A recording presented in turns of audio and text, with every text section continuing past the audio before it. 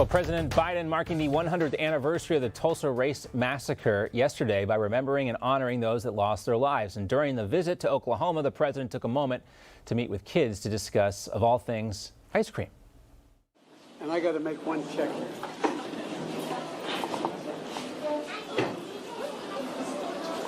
I just had to make sure the two girls got ice cream when this is over. Of course, we know the media loves Joe Biden's ice cream obsession. The Hill recapping that moment with this headline: Biden makes sure kids at speech get ice cream. Like that was the most important thing. But meanwhile, Biden's appearance in Tulsa wasn't all sweet. Here's how he described the kind of resources black entrepreneurs have and do not have available to them. Young black entrepreneurs are just as capable of succeeding given the chance as white entrepreneurs are. But they don't have lawyers. They don't have accountants. A lot of people were taken aback by that. These comments sparked a lot of outrage. One of the individuals is Army combat veteran Jeffrey Dove. He tweeted out, "Why is it that every time he speaks about the black community, he makes us seem incapable of the simplest tasks?" And of course, he wasn't the only one asking that question. Let's welcome in now attorney Madison Gesiotto-Gilbert, co-chair for Women for Trump and a former Trump campaign advisory board member. Also with us, Tony Katz, host of Tony Katz in the Morning News. Great to see you both. Always. All right, so let's take a look at this situation. First, your reaction, Madison, to President Biden's comments yesterday, blaming white supremacy for, as being the biggest threat to this country right now. Also, seeming to indicate that the black community doesn't have its own accountants and lawyers or doesn't have access to them. Anyway, what was your take on his comments? Well, first, I'll add this comment and many of the comments he made yesterday to the long list of insensitive and inappropriate, quite frankly, racial comments that Biden has made for decades now. To say that black entrepreneurs are incapable of obtaining lawyers is crazy. To say they are incapable of obtaining accountants. My husband is a black entrepreneur and has had no problem obtaining either. And on top of that, obtaining great success as a very young man in America. This is just as racist, of course, as Democrats like Joe Biden saying that black men and women across this country cannot obtain IDs to vote. And this, of course, comes on the back of a long history of comments like the comments he made in the past that he didn't want his own children growing up in a racial jungle. He has a terrible history when it comes to race and division, but this is not at all highlighted by the mainstream media, and that's what's very frustrating about it. Yeah, Tony, I mean, this is very similar to Biden's other comments, like, the one where he said, if you're considering voting for Donald Trump, you ain't black. I heard or saw one person say, this is like saying if you're a black accountant or a lawyer, you ain't black. Something similar to that. But, this is kind of that soft bigotry that Joe Biden has relied on his entire political career, isn't it?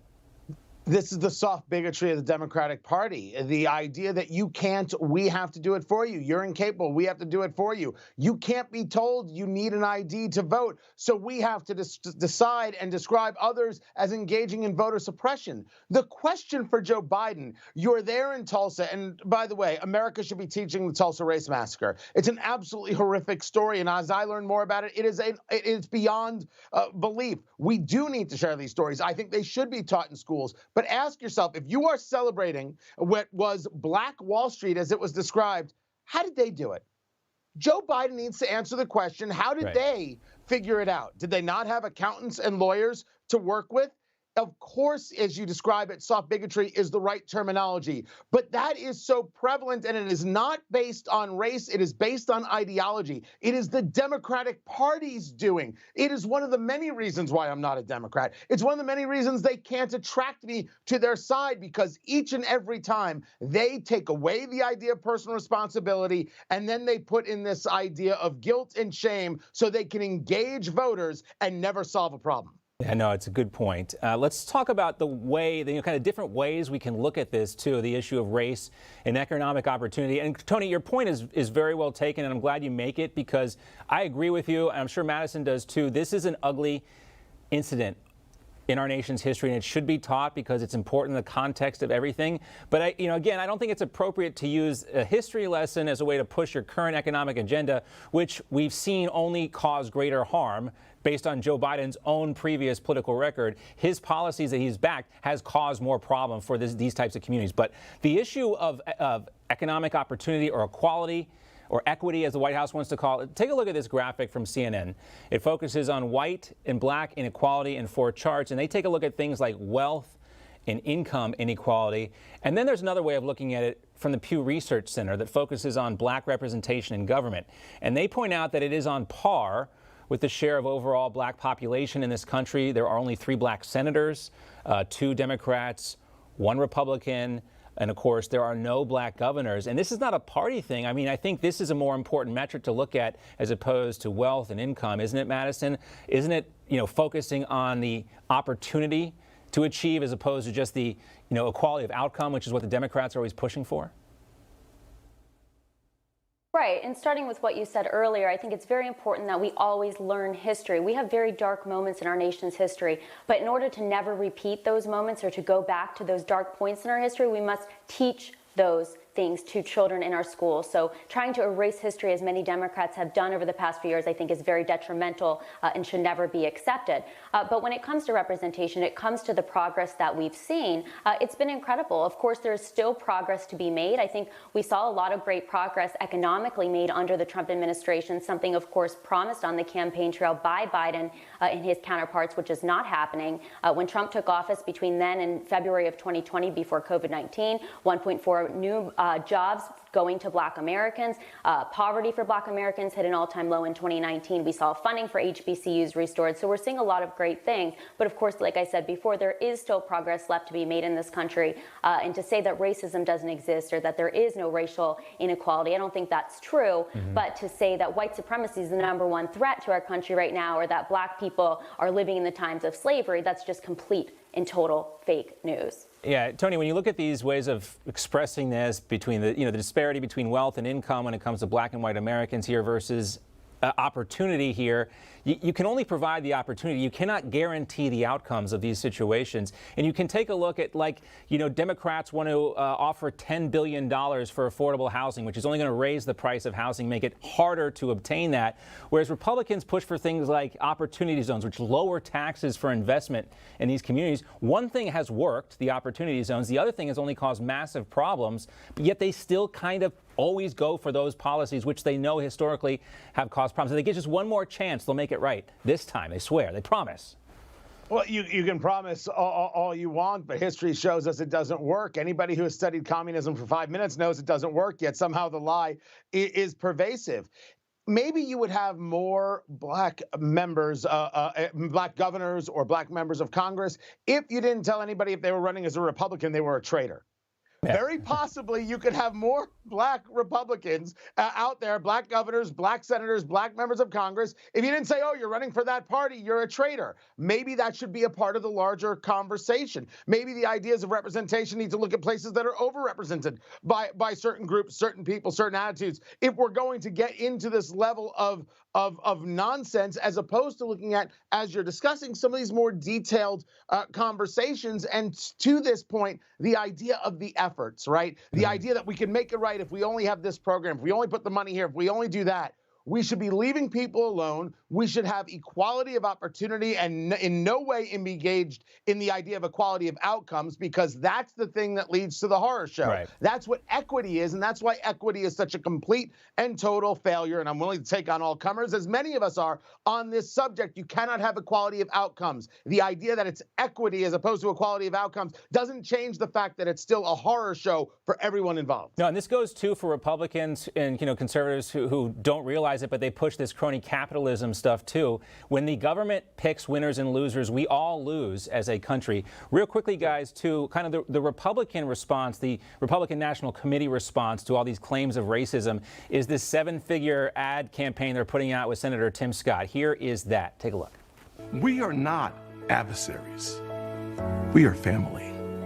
I am confident that our finest hour is yet to come.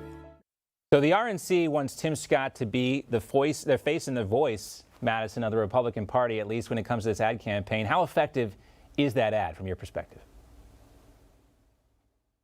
I think it's somewhat effective. I don't think it's as effective as they would like it to be. The reality is that within the Republican Party, we are underrepresented when it comes to minorities as well as women. Barely any women representing the Republican Party in Congress. We did see some gains in 2020, but not nearly enough. Women are severely underfunded when they do run. And we want to see great women who have the best ideas, have that equal opportunity to really go ahead and win these elections. We don't see the support from the ground up. I've experienced this with different candidates I know here in the state of Ohio, as well as all across the country. So it's an interesting thing to follow, as we move forward into elections in 2022 and 2024. And of course, when it comes to the Republican Party, though, the Republican Party, I do think, is the party of superior ideas right now, the party of problem solvers. And I do think the better party for all Americans, including Black Americans. And I think Senator Tim Scott is right when he says that the best is yet to come for our nation. I do believe that. It's something that the president said a lot on the campaign trail last year. And I do believe the best is yet to come for us. Going back to that Pew study, Tony, it was interesting to read that because they point out, among the other things, too, they take a look at is representation on presidential cabinets. And it was very funny kind of how sensitive I am to reading this stuff, but because it said President Trump had only one Black cabinet member.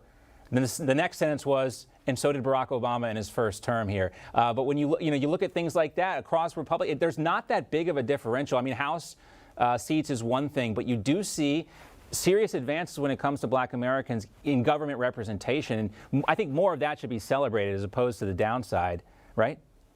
Well, I don't mind the idea of celebration. What we want are qualified candidates, solid people. And the problem the Republican Party has is that they are afraid of being called racist 24/7. I don't mind the ad campaign. You want to connect with Black voters, walk into a Black neighborhood and say hello, shake a hand. Walk into a store, walk into a church. What are you so afraid of? Are you afraid of being called a name? Are you afraid of saying the wrong thing? Republicans' problem is that they are far too often the party of stupid. They don't know how to engage a conversation. They don't know how to use words. They are so afraid of what somebody else is going to call them, they prevent themselves from doing something. Stop being afraid already and find out what your constituents are looking for. Find out what people are saying to you. Don't try to reflect. It wasn't me who said this, but I'm paraphrasing. I think it was well said. Don't reflect to Black America, if you will, what you think they want the party to be. Go listen to people and then bring that back with you. Stop being so afraid. The Trump administration, the Trump campaign team specifically made great inroads there, and they did that. And I like the Bobby Jindal reference there, the party of stupid. I'll throw back from a long time ago. All right, we got to say goodbye, Madison. Tony, great to see you both. We'll see. Hey, I'm Rob Finnerty. Thanks for watching. If you enjoyed this video, please join the conversation in the comments below. Don't forget to subscribe, too. Hit the bell icon to be alerted to breaking news. And remember, there's a whole lot more on Newsmax TV, America's fastest growing cable news network. Newsmax TV, where real news for real people.